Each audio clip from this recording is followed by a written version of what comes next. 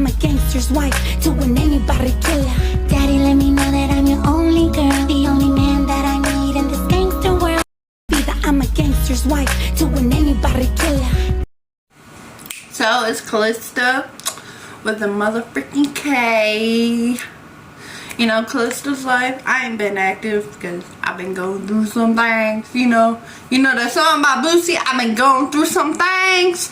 That's my life right now. But anyways, this is me storytelling how I went to jail and my experience the first time. So I got shorts on, just so y'all know. But so I'm chilling at a friend's house after I came back from home. People that know me know I went back home and I rode a Greyhound for 2 days to get back to where I'm like 16 hours away from my actual where I'm from. So I rode a Greyhound to get back. Okay, so I'm at a friend's house. I'm chilling, you know, doing what you do, playing cards, whatever. Talking bullshit. All I hear is a loud knock. Like a loud knock. You know them knocks that ain't no friend gonna knock, ain't no boyfriend, ain't no mama gonna knock that loud. That's some 12 knock. Okay, so I'm thinking to myself, I'm like, shit, that's 12, bruh. And I'm like, nah, I can't be. So I look at over, I'm like, hey, bruh, who's at the door? He said, shit, the police. There are about 3 of them too. I was like, shit, because I know I got a warrant for like a expired tag for not paying my fine. I missed court, whatever, because I went home. Well, my hair is driving me crazy. Well, I'm like, shit, I'm not finna go to jail today. You already know I'm not going to jail. I just had my birthday. I just got home. I'm not finna go to jail today. So I'm thinking like, a way out. I see windows. I see door. I know there's a back door. I know there's one back door. So I see windows and stuff. So I'm like, shit. I went in panic mode. I'm like, shit, I'm getting out of here. I'm finna run. This ain't my first time running from 12. So I'm gone. So I run through the living room. I run through the kitchen. I run through the bedroom. And I ran to the other bedroom. That's the best I ever ran. I'm a fat chick. Shit. So I'm out. So I had to move a freaking dresser, like the big dressers with the mirror and shit. I had to move the dresser. By the time I got to the doorknob, that the 12 was in the house. There's like 3 of them, and I guess more around the house later, come find out. But I get to the door. I hit the unlock, and I step out on the first step. The 12 right here is like this. Where you think you go, man? So I'm sitting here on the step. I'm like this. I'm like, shit, I don't know.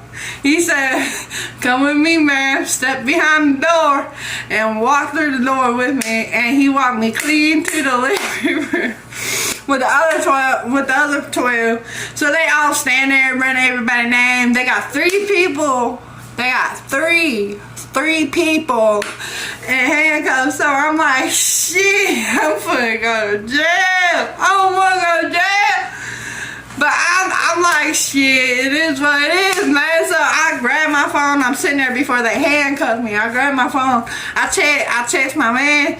I'm like, shit, 12 here. I'm going to jail. Love you. So I'm like, shit, I'm done for. But they asked me for my name and all that, and they did like that on that little walkie-talkie shit, so my name and shit, and they're like, put your hands behind your back. My face up.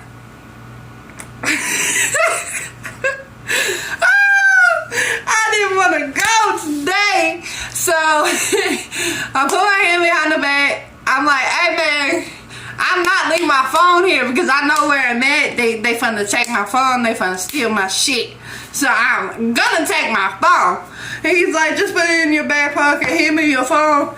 And he slipped it. I was wearing ripped jeans and a crop top at the time. He slipped it in my back pocket. So I'm on my way in the police car. I'm like, hey man. I'm sitting there annoying the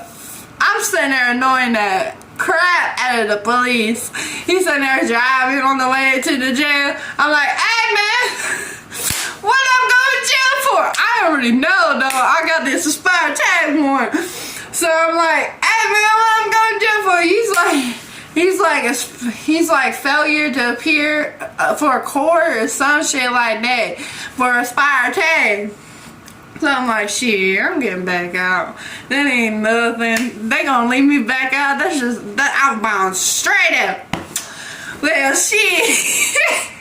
I get to the jail, okay, they handcuff me to the bench. They have a bench, like a white bench. You walk in, and they do your paperwork at this window, and there's a bench that I get handcuffed, my legs to the bench, and he's like, take off your shoes and give me all your stuff. So I can't text nobody, I can't call nobody. I was so mad, man. But anyways, I'm sitting there. I sat up out there for like 10 hours. I didn't get booked for 10 hours. Like, yeah, 10 hours. Maybe more. Yeah, I got booked in at like 10 a.m. and didn't get booked till like 10, 11 p.m. So I'm sitting there, you know, I'm bullshitting. I'm sitting there moving the handcuffs on the bench, making this weird noise because I'm ADHD, whatever you want to call it, like making that noise, like the clanking noise with like on the bench with the handcuffs. I'm like, duh, duh, like swinging my leg, and they're like, stop making that noise. I swear they was tired of me, so they hurry up and booked me. And this lady's like, give me all your stuff. And she's talking about like my hair, like all my stuff, my watches, my rings. She already got my phone because the police already handed my phone, so I couldn't text nobody while I'm in there. I can't do crap in there. So I go in, they dress me out. I go in this little bathroom thing, and they hand me the uniform, jail uniform. And I'm like, damn, I'm not getting out today. So I get dressed out, and they take me to this room. This one cell room. Like, you walk through the hallway, right there's all the men. You walk through this room, like, it's where a room you talk to a lawyer or whatever. So I'm like, you know what they hand me? They hand me a cotton, like, small, like this thin cotton bed. And that's what your bed is, a cotton, till they get you like a small baby bed, whatever you want to call them. I think that's what you put in cribs for your babies. That's your bed in jail. So I'm sitting in there and go to sleep. So here comes another girl. I was in there for a day. I stayed in there a day. And he had to bang on the door to go to the bathroom and everything. So they be giving their food nasty, real nasty. They be giving, I like the rice and the chicken. You hardly ever get that. But what you eat is beans and cornbread, rice, grits, and what the hell is that shit? Spinach. That's just pretty good though. I ain't really like, I'm fat. I ain't really like that veggie shit, but I like this. I tore that spinach up, and that squash, ooh, I tore that up. So I was in there for like, I think it was 2 days, a day or two. And they kept getting tired of me banging on that door. And I would even take the cup they give us, like the little plastic cup. I hit the door with, hey, I gotta go bathroom. Because they be giving me that diabetes lemonade crap. That stuff they make, it's like diabetes in a cup. So I I had kept going to the bathroom. So they got tired of me. So they took me upstairs with everybody else. So I'm walking up. So I'm sitting here. I'm trying to think how I'm gonna get some in my piercing, because they done took my piercings out. So I'm like, shit, this ain't gonna close. This is the worst pain I ever been through. So I hit the room. So once they give you the cotton, they give you a sheet and one blanket. It's a thin ass blanket. I start walking. You walk through the hallway, through the men, and you keep walking. That's a detox cell. Then you go out the door and you hit outside and you go up the stairs and then you hit another building. And that's where all the women is. All the women is in one freaking room. And it's like bunk beds. And the phones all on the walls. And the tablets, you got like 3-4 tablets on the walls. And you do whatever you do. So I walk in. I know about half of these people. Sad to say, but I know about half these people in jail. They're like, hey! They call me my nickname. They call me my nickname and stuff. Like, what just happened? Like, they all give me hugs and stuff. Couldn't find out I was set up by one of my friends. They called someone before I even got up to there. And they said something, and she was trying to set me up, but come find, I got that all settled.